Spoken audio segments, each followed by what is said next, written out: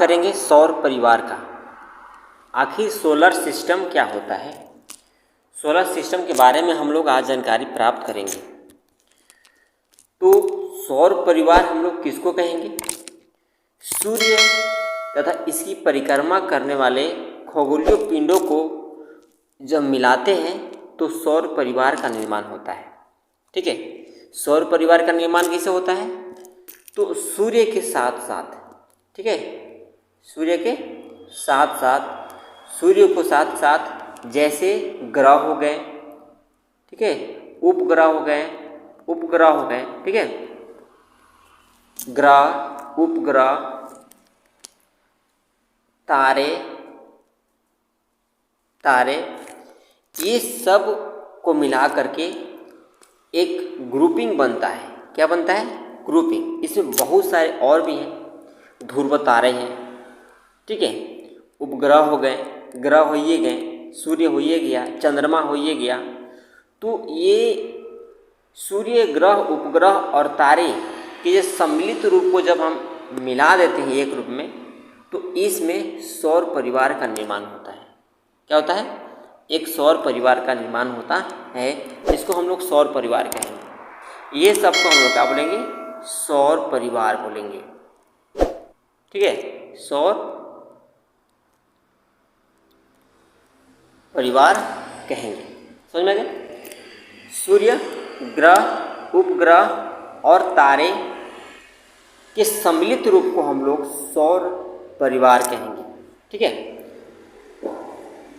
जैसे कि यहाँ पर नीचे दिया गया भी है कि ग्रह, उपग्रह, धूमकेतु, क्षुद्र ग्रह, उल्काएँ, जब इन तमाम चीज़ों को आपस में सम्मिलित किया जाता है तो सौर परिवार का निर्माण होता है। सूर्य तथा इन के बीच की एक मजबूत आकर्षण बल कार्य करता है, जिसे गुरुत्वाकर्षण बल कहते हैं। मतलब कि जो भी खगोलीय पिंड है सौर परिवार में, वे एक दूसरे से मजबूती से बंधा हुआ है। जैसे यहाँ पर क्या है? सूर्य है, सूर्य के चारों तरफ ग्रह चक्कर लगाता है। इस तरह से क्या लगाता है? ग्रह चक्कर लगाता है। जो कि ग्रह आपको दिख रहा है, ये ग्रह जो हैं एक दूसरे से मजबूती से क्या होते हैं? आकर्षण बल से जुड़े होते हैं, ताकि ये ग्रह न इधर जा सके न इधर जा सके, अपनी कक्ष पर आराम से घूम सके। ठीक है, तो एक ग्रह दूसरे ग्रह के बीच जो है, एक पिंड दूसरे पिंड के बीच जो है एक बल के साथ जुड़ा रहता है, जिसको हम लोग गुरुत्वाकर्षण बल कहते हैं। इसी के कारण सभी पिंड अपने अपने निश्चित स्थानों पर परिक्रमण करते हैं। तो ये तो समझ में आ गया। अब चलते हैं हम लोग। इसी आकर्षण बल के कारण ये पिंड सूर्य की परिक्रमा करते हैं। यदि आकर्षण बल नहीं रहेगा तो एक पिंड दूसरे पिंड के में जो है हमेशा ठोकर होते रहेगा, और सौर परिवार में, सौर मंडल में, ब्रह्मांड में अनेकों घटनाएं हमेशा घटती रहेगी।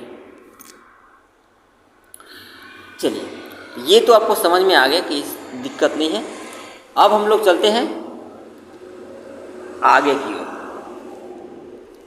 यहाँ हम लोग बात करें कि इसी आकर्षण बल के कारण ये क्या करते हैं? एक दूसरे के साथ जुड़े होते हैं और वे पिंड जो हैं सूर्य की परिक्रमा करते रहते हैं।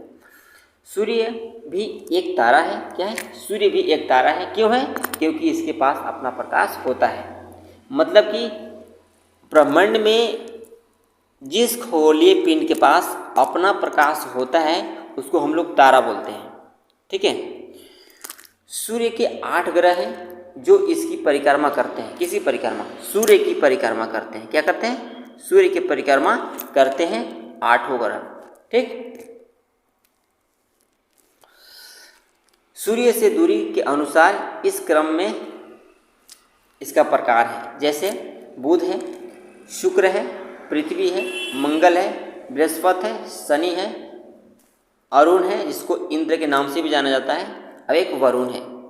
इंग्लिश में आप नाम देख सकते हैं: मर्क्यूरी, वेनस, अर्थ, मार्स, जुपिटर, सैटर्न, यूरेनस और नेपच्यून। ये जो है 8 ग्रह जो हैं हमारा जो सूर्य है की परिक्रमा करते हैं। ठीक है, सूर्य की परिक्रमा जो है 8 ग्रह मिलकर के एक निश्चित कक्षा में गुरुत्वाकर्षण बल के कारण जो है चक्कर लगाते रहते हैं। उम्मीद है समझ में आ गया होगा। इसी बीच आता है एक नई चीज़ आपको हम बता दें कि 9 ग्रह हैं, ग्रह 9 होते थे। ठीक है, लेकिन एक ग्रह का नाम था प्लूटो। ठीक है, इम्पोर्टेंट है, देखिए यहाँ पर सन 2006 तक सौर परिवार में 9 ग्रह थे। क्या थे? ये VVI है, VVI। सन 2006 तक क्या था? सौर परिवार में 9 ग्रह था। प्लूटो सूर्य के दूरस्थ ग्रह था। ठीक है, सबसे दूरस्थ ग्रह प्लूटो को माना जाता था। सन 2006 में अंतर्राष्ट्रीय खगोलीय संघ ने ग्रह की नई परिभाषा को अपनाया, जिसके अनुसार प्लूटो को ग्रहों की श्रेणी से बाहर कर दिया। लेकिन खगोल शास्त्री नवे ग्रह की खोज में अभी जुटे हुए हैं। प्लूटो को बौना ग्रह के नाम से जाना जाता है। ठीक है, क्या है? प्लूटो को बौना ग्रह के नाम से जाना जाता है। 2006 तक 9 ग्रह हैं। एक ग्रह प्लूटो को हटा दिया गया है, जगह में कि 2006 के बाद ग्रहों की संख्या 8 है। ठीक है, तो उम्मीद है ये समझ में आ गया होगा। आगे तो अब हम लोग सूर्य के बारे में जानकारी लेते हैं। सूर्य एक तारा है, ये तो आप समझ चुके हैं। यह हमसे निकटतम तारा है, यह सबसे निकटतम तारा है। सूर्य हमारे सौर परिवार के ग्रहों के लिए ऊष्मा एवं ऊर्जा का प्रमुख स्रोत है।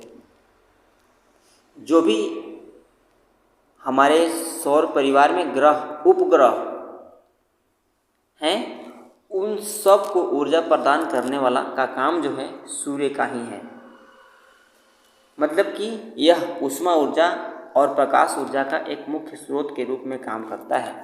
हम लोग देख पाते हैं सूर्य की ऊर्जा के कारण ही देख पाते हैं। सूर्य से जब तक ऊर्जा नहीं मिलेगा हम नहीं देख पाएंगे। सूर्य के अतिरिक्त ब्रह्मांड में असंख्य तारे भी हैं, लेकिन वो पृथ्वी से बहुत दूर हैं, इसलिए वे हमें बिंदु की तरह दिखाई प्रतीत होते हैं। क्या है? सबसे निकटतम जो तारा है सूर्य है, और जो बाकी तारे जो दिखाई देते हैं जैसे ध्रुव तारा हो गया, पुष्कल तारा हो गया, ये तमाम चीज़ जो है बहुत छोटे छोटे बिंदु के आकार के दिखाई देते हैं। इसका मतलब सूर्य से भी वह बहुत दूरी पर है। क्या है? सूर्य से बहुत दूर पर है, इसलिए वो हमें छोटे छोटे दिखाई देते हैं। मतलब कि अगर मान लीजिए इस तरह से आपका क्या है, तारे हैं, और यहाँ पर है सूर्य। सूर्य की अपेक्षा तारे जो हैं छोटे दिखाई दे रहे हैं, और ये है पृथ्वी। पृथ्वी से आदमी जब देखता है तो सूर्य बड़ा दिखाई देता है, जबकि तारे छोटे दिखाई देते हैं, क्योंकि तारे जो हैं बहुत दूर पर हैं सूर्य से, इसलिए हमें ये छोटे छोटे दिखाई देते हैं। और सूर्य जो है पृथ्वी के निकटतम है, इसलिए हमको ये जो है तारे की अपेक्षा ये बड़ा दिखाई देता है। दिन के समय तारे क्यों नहीं दिखते हैं, ये बड़ा प्रश्न है। क्या? दिन के समय तारे क्यों नहीं दिखते हैं? तारे दिन के समय भी आकाश में होते हैं, लेकिन सूर्य के तीव्र प्रकाश के कारण हमें वो दिखाई नहीं देते। ठीक है, सूर्य के तीव्र प्रकाश मतलब कि सूर्य के पास प्रकाश की जो ऊर्जा है, प्रकाश ऊर्जा जो है बहुत अधिक मात्रा में है, इसलिए वे जो है तारे की प्रकाश को ढक देती है, जिसके कारण तारे की प्रकाश हमको नहीं दिखाई देता है, हम तारे को नहीं देख पाते हैं, जबकि सूर्य की प्रकाश को हम देख पाते हैं। तो ये तीव्र प्रकाश के कारण जो होते हैं तारे हमें दिन में नहीं दिखाई देते हैं। उम्मीद है समझ में आ गया होगा। चलिए आगे चलते हैं हम लोग। इसी में आता है, चलिए, सूर्य की सबसे ऊपरी सतह का तापमान लगभग 6000 डिग्री सेल्सियस होता है। ऊपरी सतह, मान लीजिए कि ये आपका सूर्य है, ठीक है। ऊपरी सतह का मतलब ये जो ऊपर सतह जो आपको दिख रहा है, इसका टेम्परेचर है 6000 डिग्री सेल्सियस। क्या है? इसका जो ऊपरी टेम्परेचर जो है 6000 डिग्री सेल्सियस है। अब समझ सकते हैं कि इसके अंदर जो भी गैस होते हैं, आर्गन, हीलियम, हाइड्रोजन, ठीक है, तो नियोन, ये तमाम गैस होते हैं, इनमें कितना ऊर्जा होगा, ठीक है। ये बाहरी टेम्परेचर है, कितना है? सूर्य की सबसे ऊपरी सतह का तापमान 6000 डिग्री सेल्सियस होता है। एग्जाम के लिए बहुत इम्पोर्टेंट। क्या है ध्रुव तारा? अब हम लोग ध्रुव तारा के बारे में अध्ययन करेंगे कि आखिर ध्रुव तारा